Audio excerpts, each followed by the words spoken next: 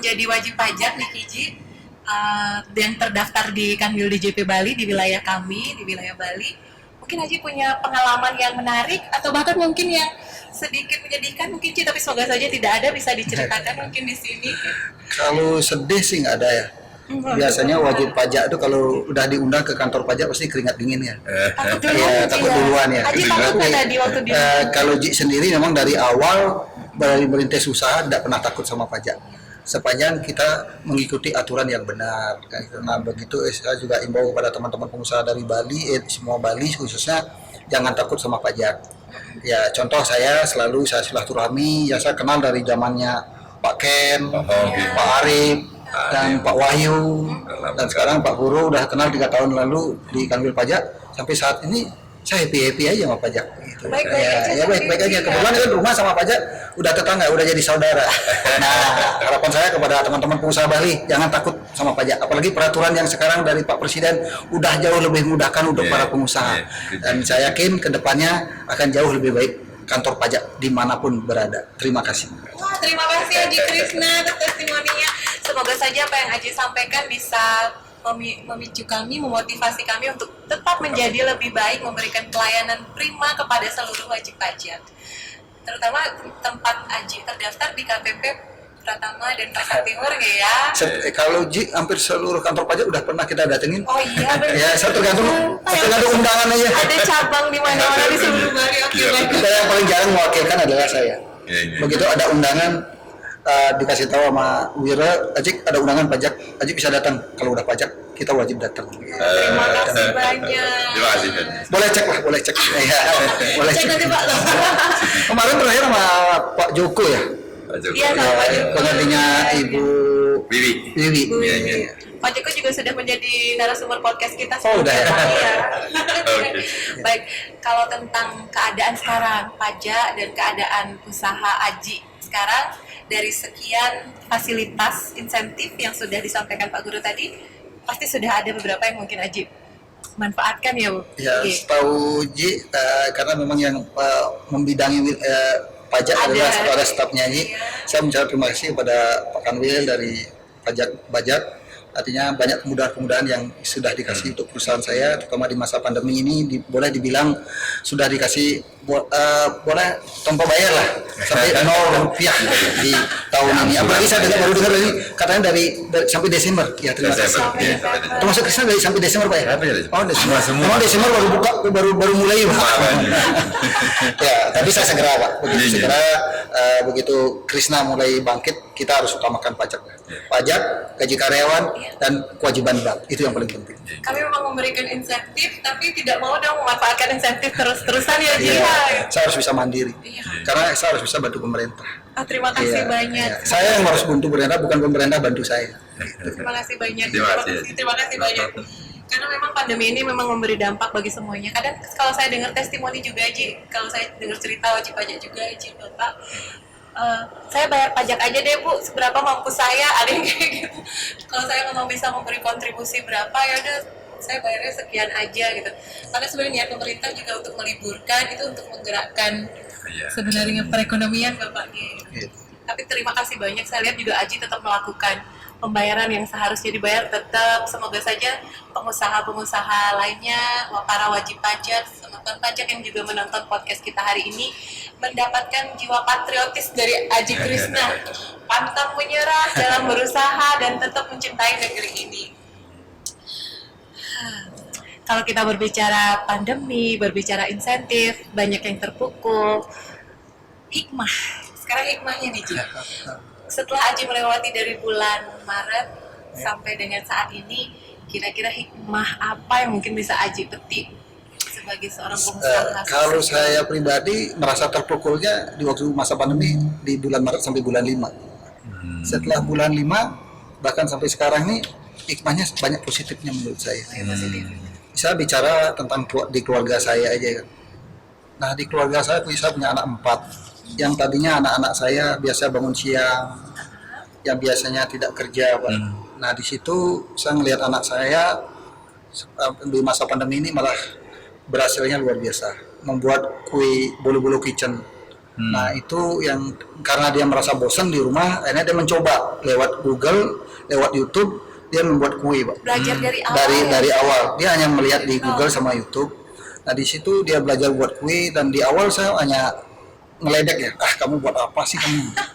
Udah orang tua kamu aja bantu gitu. Enggak, saya harus mandiri. Akhirnya sampai saat ini malah penjualannya sangat bagus, dan boleh dibilang per hari itu rata-rata dia dapat order 50 pieces sampai 100 pieces kue. Artinya kalau saya lihat penghasilan anak saya di masa pandemi ini 1 bulan udah di atas UMR, mungkin udah 15 jutaan sebulan. Artinya hikmah yang sangat positif di masa pandemi ini buat keluarga saya adalah, buat keluarga saya dulu kan.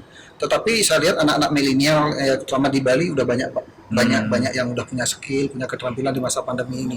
Makanya artinya Tuhan ngasih cobaan buat kita banyak yang positif. Artinya di masa pandemi ini malah anak-anak milenial banyak yang punya skill, punya keterampilan membuat kuliner, membuat kue, buat apa. Nah, makanya di sini kan banyak yang jualan online. Nah, artinya kedepannya saya yakin 2021 anak-anak milenial ini lebih hebat dari bapak-bapaknya. Saya tuh masuk golongan milenial yang juga. Saya lihat orang banyak yang jualan online, yang tadinya malu mungkin jualan pakai mobil, sekarang enggak. Gitu. Itu kan keadaan lah yang memaksa kita buat jadi sukses dan Teman maju. saya sendiri tuh bikin gerai bubur pinggir jalan gitu, sekarang udah yuk mari gitu benar. Kan karena keadaan, karena keadaan memaksa kita buat mandiri, Pak. Nah setelah itu pasti akan jadi berhasil. Tapi mungkin nonton pajak khususnya nih yang nonton podcast kita tuh nggak percaya Ji kalau anaknya Aji Krisna tuh bikin kue. Bahkan Kalau saya sih ngalir aja ya. Artinya secara ini teman-teman pengusaha rasanya mungkin sebali udah tahu Jik ya. Artinya dia tahu sosok anak-anaknya Jik. Memang anak-anaknya Jik orang rumahan. Semua itu orang rumahan, semua itu pekerja. Karena melihat sosok orang tuanya, saya sebagai adiknya dan ibunya pagi siang malam kerja. Mbak silakan lihat Pak Kanwil, Pak Guru, kapanpun silakan gerbak rumah saya. Saya sehari-harinya ngapain. Bahkan saya kasih tahu buat anak-anak milenial seluruh Bali.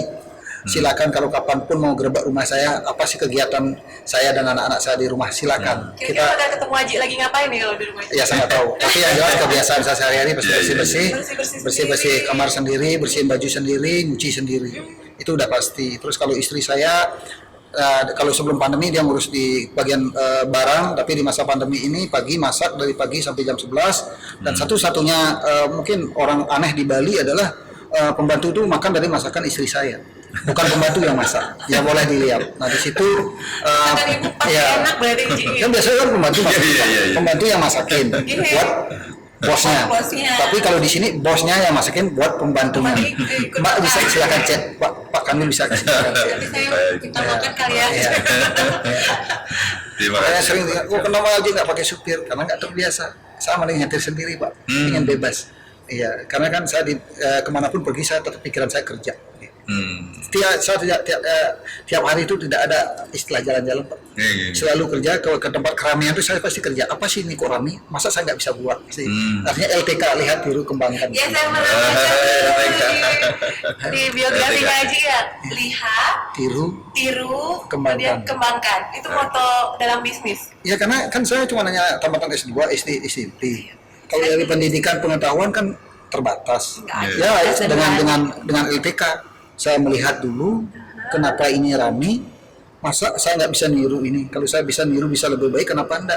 Terbukti kan, oleh-oleh terbukti paling gede sekarang di Bali. Nah sekarang ntar lagi habis pandemi ini teh susu Aji yang terbukti nomor 1 di Bali. Setelah itu pandemi udah berakhir, udah normal, kacang Aji akan nomor 1 di Bali. Kan kita harus jadi nomor 1, nggak boleh nomor 2. Industri makanan itu sedang menurun ya sebenarnya Aji nih. Tergantung kalau yang namanya keripik mungkin berat ya. Tapi yang namanya kue basah, kacang itu masih sangat tinggi peminatnya. Penjualan paling tinggi di Krisna itu adalah yang pertama baju kaos, yang kedua camilan. Makanya karena saya yakin dan optimis punya punya pasar sendiri, terus sekarang kita produksi sendiri dari hulu ke hilir, saya yakin jadi orang besar di Bali. Dan jadi orang besar bayar pajak di Bali juga. Harus nomor 1, Pak. Harus produk kita harus nomor 1, perusahaan kita harus nomor 1, terus pembayaran pajak juga kita harus nomor 1. Tetap juara di segala bidang Aji ya. Itu harapan. Harapannya semoga terkabul. Tadi kalau kita moto dalam berusaha, sekarang dalam hidup Nah, kalau ditanya moto hidupnya aja ya Pak Ji, mungkin bisa di-share ke Semeton. Saya sih sangat yang sangat lainnya. simpel sekali ya. Siapa sih namanya hidup semua itu butuh materi ya.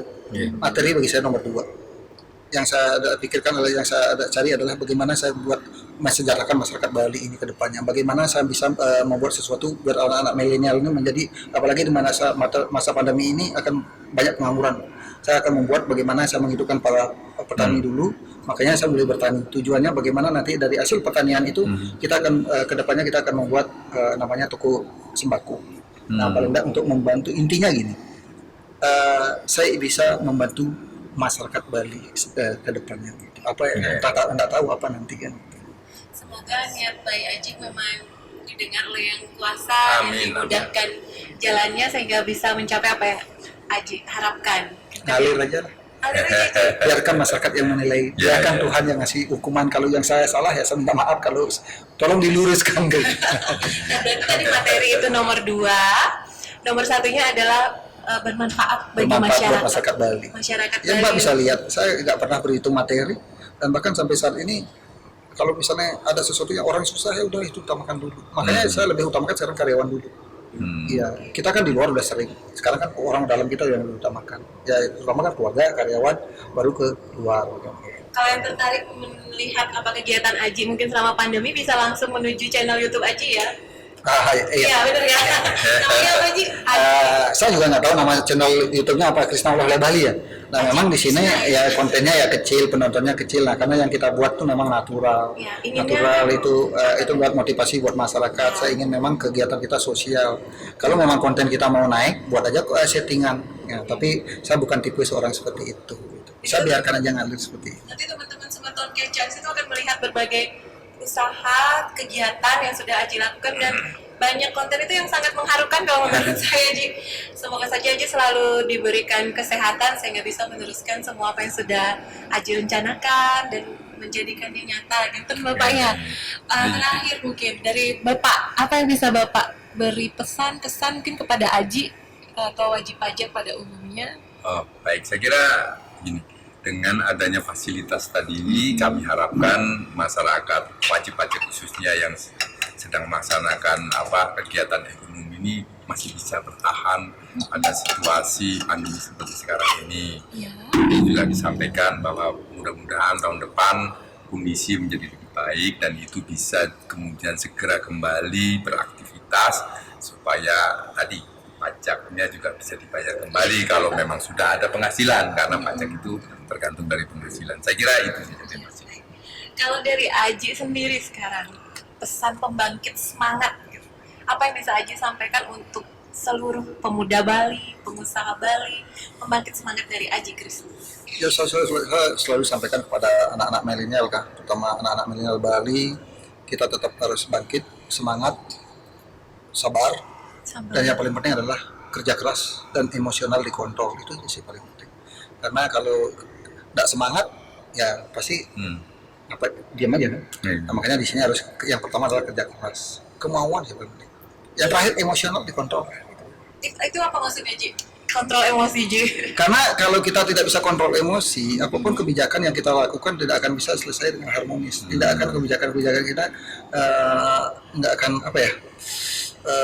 betul-betul bijaksana kita memutuskan sesuatu. Makanya kalau kita udah bisa nahan emosi, apapun yang kebijakan-kebijakan yang kita sampaikan ke manajemen atau apa pasti akan jadinya akan jauh sempurna. Makanya sampai saat ini Mbak boleh lihat, Pak Guru boleh lihat, saya dengan seluruh karyawan itu saya lebih orangnya sedikit bicara tapi bekerja. Aji terkenal lebih pendiam berarti ya? Enggak juga sih, cuma lebih pekerja tetapi tidak bisa merintah gitu. Artinya saya nggak suka merintah karyawan. Yang saya adalah caranya dengan melakukan pekerjaan, bayar karyawan yang melihat saya. Begitu karyawan melihat saya kan sungkan. Dibantu syukur enggak juga nggak apa-apa. Tadi dicatat namanya loh. Sepertinya kalau kita ceritakan dari awal banget cerita Aji, dari merintis pertama, kehidupan masa kecil. Saya juga lihat podcast Aji yang ketemu Dadong Nini Tumas. Nini Tumas ya, Nek Tumas gitu. Kalau disusun dalam sebuah buku itu mungkin akan sangat menarik, gitu. Akan menginspirasi lebih banyak orang. Ya. Nah kebetulan ini dari bulan kemarin tim konten YouTube Krishna itu dia berusaha menggali, membuat, ingin mengangkat ke YouTube ke channel konten YouTube bagaimana perjalanan Ji waktu kecil. Nah kalau yang kemarin kan kita baru launching berupa buku lewat Bang Andi Noya. Nah sekarang tim YouTube dia mencoba dia akan mencari membuat konten untuk di YouTube bagaimana perjalanan Ji waktu kecil. Nah nanti tunggu tonton bulan depan di channel Krishna Oleh-oleh. Bagaimana perjalanan Ji kecil. Selain follow, subscribe, dan like channel podcast Kecap dari kami UDJP Bali, jangan lupa juga untuk follow, subscribe, dan like, share juga channel YouTube dari Krishna Oleh-oleh Bali. Baik Aji, saya ucapkan terima kasih banyak sudah meluangkan waktunya untuk hadir di sini. Terima kasih juga kepada Pak Goro di tengah kesibukan akhir tahun yang saya tahu sangat padat sudah hadir di podcast Kecap. Semoga saja harapan saya dan harapan semua anak bangsa, pandemi ini memang segera berlalu dan Indonesia, Bali khususnya bisa bangkit kembali lebih baik lagi dari tahun-tahun sebelumnya. Amin. Ketika saya berusaha simpulkan mungkin dari apa yang sudah Aji lakukan, dari kisah Aji, ada sebuah kalimat mungkin Aji yang memiliki niat pasti akan berjuang. Yang mau berjuang pasti akan menemukan peluang sehingga akan menjadi orang bijak seperti Aji Krishna, di mana orang bijak taat pajak. Terima kasih banyak kami ucapkan. Sampai jumpa di podcast berikutnya. Saya Ayu, Aji Krishna, dan Pak Guru pamit. Terima kasih.